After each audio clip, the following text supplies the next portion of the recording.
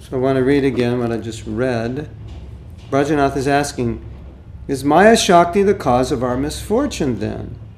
Would the jivas have had to suffer like this if the omnipotent and omniscient Sri Krishna had kept Maya away from them? In other words, saying, if Krishna didn't allow Maya to affect us, would we have had to suffer? And he prefaces that statement by saying, is Maya the cause of our misfortune? If Maya is the cause of our misfortune, then wouldn't we have prevented our misfortune if Krishna didn't allow material energy, Maya, to affect us? That's his question. So Babaji answers, Maya is a reflected transformation of Krishna's internal potency, Sarup Shakti. And it is like a fiery furnace where the jivas who are not qualified for Krishna, seva, are chastised and made fit for the spiritual world. Yeah. I think we read this, but I think it's good to read it again. So, it's like we're being put in the kiln and we're being fired. And in that way, we're being prepared for Krishna's service through the fire ordeal, through the school of hard knocks, however you want to look at it. This is clearly stated here that we become qualified, or what does he say here? Yes, qualified for Krishna's service, made fit for the spiritual world by creating a situation within our life that makes it virtually impossible for us to find any kind of happiness or to avoid suffering. And if that happens enough times, at some point we get the picture and then we say, that's it, I've had enough. So that's how Krishna does it. And I think it's an important point, because what he's asking is, essentially he's asking, well, why did Krishna have to do it that way? I mean, he's God, does he really have to have us suffer? And the answer is yes, that's how he purifies us, that we wouldn't be purified any other way. Just like I was listening this morning to a lecture and Prabhupada he said when he was in college, he studied economics, and they taught in his economics class that the impetus for work is economic development, and if people had enough money, they wouldn't work. He said nobody would work if they didn't need the money. So, in a similar way, you could say, in this theory, if there wasn't suffering, if everybody was comfortable and happy, very few people would be that interested in Krishna consciousness. So basically what's being said here is it's the only way we're going to become Krishna conscious. And when you understand that, one thing comes to your mind is that you realize that if you try to avoid Krishna, and if there's any drop of sincerity in your heart, then Krishna's going to do something. And it may come in the form of suffering to get you back on track. And so if you're smart, you'll think, well, rather than engage Krishna in my service by creating some difficulty in my life, and rather than having to suffer some difficulty, if I take the initiative to understand the nature of this world and not foolishly engage in activities that would cause suffering, then I avoid that suffering and I avoid making Krishna serve me in that way. Of course, from a lower level of consciousness, we'll just look at it from the point of view of suffering. We'll avoid a lot of suffering. And so, if there is suffering, then we should take it upon ourselves and say, okay, that's Krishna coming to me, basically saying, okay, you're not really understanding it, you're not really getting it, so I'm sending you a little love bite here, a little message that you're not going to be able to enjoy without me. Don't think about it, don't try it. And every time you do, you'll find out through suffering, physical or mental or emotional, that it doesn't work. So I think if we get that clear, that Krishna clearly created this world the way he did for the purpose of reforming us, or as is said here, The exact words are, for making us fit for the spiritual world. Chastised. For the jivas who are not qualified for Krishna's seva are chastised and made fit for the spiritual world. Maya is Krishna's maidservant. In order to purify the jivas who have turned against Krishna, she punishes them, gives appropriate therapy, and purifies them.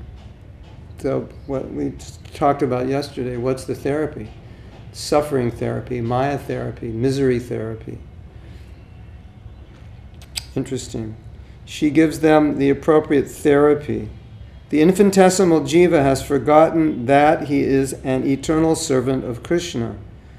And for this offense, Maya, taking the form of a witch, Basachi, punishes him. This material world is like a jail, and Maya is the jailer who imprisons the estranged jivas and punishes them. A king constructs a prison for the benefit of his subjects, and in the same way, Bhagavan has shown his immense mercy towards the jivas by making this prison-like material world and appointing Maya as its custodian. So the nice thing about this is if you don't like Maya, you can have nothing to do with her. You have that choice. You can take to the path of bhakti. Right? So it's not like a one-way street. You have to go only this way. It's a choice. If you don't want to go that way, if you don't want to deal with the three modes of nature, you can transcend them by sincere devotional service. So in that sense, we understand that you can never blame Krishna because he always gives you a way out. He always gives you an option. It's not, okay, this is the only, once you come into the material world, it only happens one way. You have to suffer. It's not like that. So, we should always understand that the suffering is always self-inflicted, even if it doesn't seem that way, because we could have chosen to act in a way which would have prevented the suffering. The material world is like a jail, and Maya is the jailer who imprisons the estranged jivas and punishes them. The king constructs a prison for the benefit of his subjects. And in the same way, Bhagavan has shown his immense mercy towards the jivas by making this prison-like material world and appointing Maya as its custodian. And I was having a realization on my way here. It's very interesting. I was leaving Mayapur, and I was having this interesting realization. I don't know if you can relate to this. I hope you can relate to this. That we have such a strong nature to enjoy, such a strong desire to enjoy the body, to enjoy the senses, that even if we come in contact with something that's really not that enjoyable, we'll consider for a moment, can I enjoy it? Is there any way I could possibly enjoy this? And then if we can't think how to possibly enjoy it, then we'll stop thinking about it. But sometimes, I don't know if you've noticed this, or maybe you could notice this now in your mind, that you might just be looking at something or in touch with something, maybe something that you used to enjoy, you no longer enjoy now, or something maybe you've never enjoyed. But a thought will come. You'll look at it and go, it's not enjoyable, but your mind may present a thought of, well, maybe there's some way to enjoy it. It's kind of like when you've eaten enough and you're, at a certain point, eating is not pleasurable, but you're eating anyway.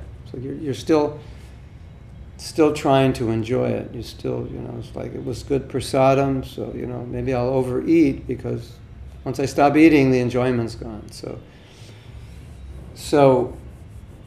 the realization I was having was just understanding the depth of the degree of their propensity to enjoy that even something's not really that enjoyable we'll consider, but maybe there's some way I could enjoy it, get something from it. But there's something about it I could get, through enjoying through my eyes, through my ears, through my tongue, sense of smell, touch. So we're really entrapped by that desire. And so if you understand the depth of the enjoyment propensity, if you see how we are rooted in that propensity, it's so deeply ingrained, it's so second nature, there's no thought process involved, it's just we are completely programmed. Oh, I could enjoy that, let's go look at it, let's go smell it. It just happens, right? And when you understand that conditioning, then it starts to make sense that Krishna creates a situation in which whatever you even think that way, what to speak of do it, it will eventually result in some form of mental or physical or emotional suffering. And that's Krishna's mercy, because only when we overcome that propensity to enjoy can we become good devotees, or just begin to understand that that's not our situation. Only then we can take to bhakti, and then when we take to bhakti, to come to a higher level of Krishna consciousness, that propensity to enjoy has to be very well controlled, and not only controlled, but eventually overcome and replaced with the desire to serve Krishna. So that's my realization. When you understand and experience and see and really look at the conditioned desire to enjoy, then you could see how it's Krishna's mercy to not allow us to fully enjoy and even to cause us suffering when we try to enjoy separately from Him. That's how He does it. It's just we have to accept, we have to understand, but we have to accept that's just how He does it. That's how He purifies us. And so those are the rules of the game. And if you know the rules of the game and you're smart, you'll play by them and you can avoid suffering. If you don't know the rules of the game, then you're going to have to suffer. Now, a lot of times the suffering is only mental. We are thinking about something that we could enjoy, or we are fantasizing enjoying it within our mind. We're not actually doing it, but we're visualizing that we're doing it. You hear the bell in the background? It's time for a story about the bell. In Vrindavan, they put a bell up, and once they put the bell up, Prabhupada said they should ring the bell every hour. All night, all morning, every hour. And so Prabhupada woke up one of his disciples. Around the hour they should ring the bell. And Prabhupada said, did you hear that? There was nothing to hear because they forgot to ring the bell, which meant that the bell ringer, chowkidar, security guard, was sleeping. So Prabhupada said, did you hear that? And the person he woke up, his secretary, said, no. Prabhupada said, that's the point. They didn't ring the bell. So he asked him, did you hear that? But there was no that to hear. Anyway, so one of the things that is common for spiritual practitioners, especially who live in Sangha, in association with the devotees, is until we become purified, there's the propensity to enjoy remains, but within the society of devotees, you can't externally enjoy certain things. It would be either sinful or against principles, or it would just be embarrassing if people knew you were doing it. But you can do it within your mind, because nobody can see that. But even if you do it in your mind, you will suffer. And like devotees asked this question, they said, well, Gaura Nitai doesn't accept any offenses done in the mind, which is true. So you don't get the reaction for the offense. But you do get the reaction in terms of the experience or the attachment that may grow from thinking in that way. So it's another kind of suffering to think about sense gratification.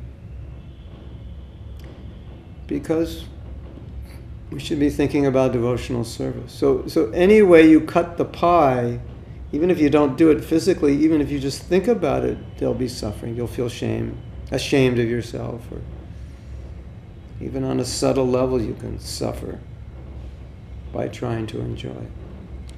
So, I think the answer to this question has made it very clear that this is how Krishna purifies us. And so if we understand the process, we can play with it or work it in a way where we don't have to suffer. And if we do suffer, then the light should go off within our consciousness that says, what did I do wrong? Because I'm suffering. Does that make sense? It makes sense to me. Hope it makes sense to you. Okay, Vrajanath is asking another question. This is the question. Maya incarcerates the here's the question. If this material world is a prison, it also requires some suitable shackles. What are they? So we read this last time. We'll read it again for the benefit of those who weren't here, and also it's good to remind ourselves. Maya incarcerates the delinquent jivas with 3 types of shackles. Those of the mode of goodness, those of passion, those of ignorance. These fetters bind the jiva whether his inclination is tamasika, rajasika, or even sattvika. Shackles may be made of different materials, such as gold, silver, or iron, but that makes no difference to the pain of being bound by them. So, in Sattva Gun, we're closer to Krishna, but you can't go back to Krishna in Sattva Gun. It's just, we're recommended in many ways that we should develop a culture or a way of lifestyle within our life that is sattvic, because it's the closest thing to Krishna consciousness. Sometimes activities in Sattva Gun and spiritual activities are pretty much the same, but passion is further away, ignorance is further away, and so they're compared to different kinds of chain. So gold, Sattva Gun, so it's a nicer chain. So, okay, in Sattva Gun in Gita, Krishna says it's exemplified, one of the things it's exemplified by is happiness. So that's why we call it a gold chain. So you're happy, but you're still bound. You're still in the material world. It's not really where you want to stay forever. It's a bad place to be, unless you're preaching. There's really no reason to be here. So it's just a nicer way to be bound. It's less painful. But you're still bound, you still have to die. And then so silver is passion, it's not as bad as ignorance. You don't suffer as much, but you're not as happy as goodness. And then ignorance is iron. Rajanath asked, how can the shackles of Maya bind the atomic conscious jiva? So he's asking that Maya is an inferior energy, jiva is superior energy. So he's trying to figure out how can an inferior energy bind a superior energy. And so Babaji says, objects of this material world cannot touch or attract spiritual objects. However, as soon as the jiva develops the ignorant conception that he is an enjoyer of Maya, his atomic spiritual form is covered by the subtle body made of false ego. That is how the shackles of Maya binds his legs. The jivas having a sattvika ego reside in the higher planets. The jivas having a sattvika ego reside in the higher planets and are called devatas. Their legs are bound by sattvika shackles made of gold. The rajasika jivas have a mixture of the propensities of the devatas and of human beings, and they are confined by rajasika shackles made of silver, and the tamasika jivas, who are mad to taste jad ananda, bliss derived from dull matter, are bound in tamasika iron shackles. Once the jivas are bound in these shackles, they cannot leave the prison. Even though they suffer various types of miseries, they remain in captivity. So, what Maya's trick is, and this is it's a very powerful trick. Even though the jivas suffer, she gives them enough happiness to keep them going on. Because, if there was no happiness, people would just think they'd get it faster, don't you think? Of course, they might all commit suicide, that's another thing. But Maya, she's expert, so even though you're suffering, it's like, you get a little happiness. Like, I used to surf, so There's this one spot in Hawaii, it's called Honolulu Bay. And it's supposed to be this incredible surf spot. So someone told me, there's so many people out there, and it's so competitive to get a wave. You might go out 6 hours. You might be out there for 6 hours to get one wave to yourself, because if there's other people on the waves, they'll just run into you and push you off. It's like people driving and you're pushing you out of your lane in the highway. And so from your perspective, if you've never surfed, you think, 6 hours to get one stinking wave? That's insanity. But it's actually the way the material world works, because if you did an Excel spreadsheet of relative degrees of pleasure to pain, you'll see that the pain, the misery, the things you don't want to do certainly outweigh the pain, so outweigh the pleasure. So Maya gives you a little pleasure, keeps you going. Wow, that was worth that 6 hours to get that one wave. I got yelled and screamed at, I got run over, I got sunburned, I had to paddle in and out, I'm completely exhausted, but I got one wave. So, of course, if that's the only pleasure you know, then that's what you'll do. You'll work hard for that. So that's why it's so important in Krishna consciousness to get some kind of taste or some kind of pleasure, because if you don't have any spiritual pleasure to compare with material pleasure, then it's extremely difficult to become renounced. And when devotees aren't happy, that's when they become attached to Maya, because if you're hungry, you'll eat what's ever on your plate, even if it doesn't taste good, because you want to fill your belly. So you can't become happy in Krishna consciousness if you don't do the austerity. So it's a catch-22. And if you're unhappy doing the austerity, then you won't do it, and then you won't become happy, because you have to go through the austerity to become happy. Then you'll try to be happy in Maya, and then you'll suffer, and you'll just tell the devotees, oh, I'm miserable, I don't like to chant, this and that, and the next thing. It's a bad situation, but it's common. So if you understand these things, it helps you, it gives you some impetus.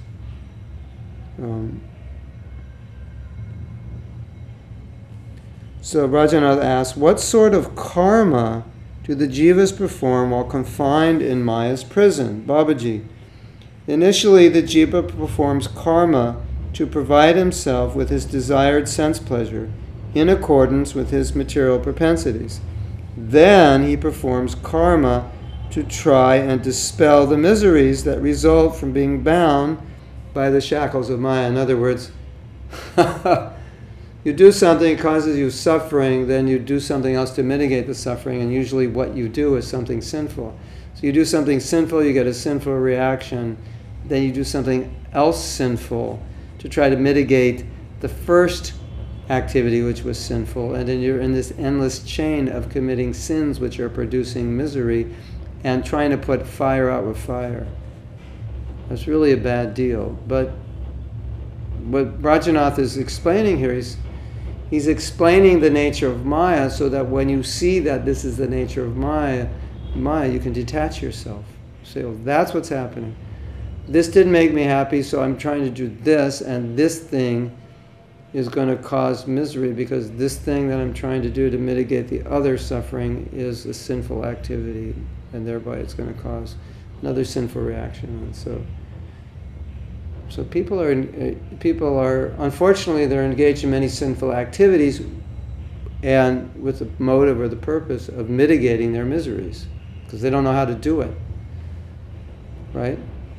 So if you don't know how to do it, you do something stupid. You do something that causes more misery. Sattva-guna, G-U-N-A, sattva-guna, means, poison in the beginning, nectar in the end. But the thing is that as you advance in Krishna consciousness, it won't be poison in the beginning, it'll be nectar.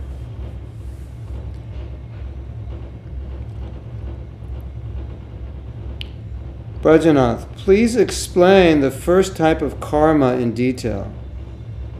Babaji, the covering of the gross material body has 6 stages. birth, existence, growth, creating byproducts, decline, and death. Did you learn that in your science class? Or is that only in Krishna consciousness they teach this? Birth, existence, growth, creating byproducts, decline, and death. These 6 transformations are the inherent attributes of the gross body, and hunger and thirst are the hardships that it undergoes. The pious jiva, who is situated in the material body, is controlled by eating, sleeping, and sensual activities, as his material sense desires dictate.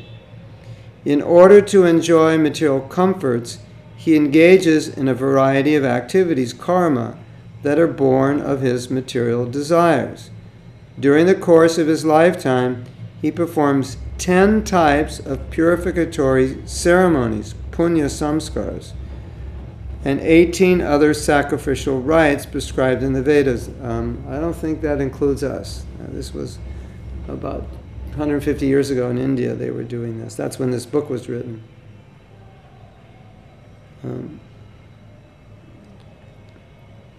His intention is to accumulate pious credits through these karmas so that he can enjoy material pleasures by taking birth in a Brahminical or other higher class family in this world, and thereafter have godly pleasures in the higher planets. Thus he undertakes the path of karma. And that path of karma to an innocent bystander looks like religion. People are doing yagyas and other things, but it's to elevate themselves materially.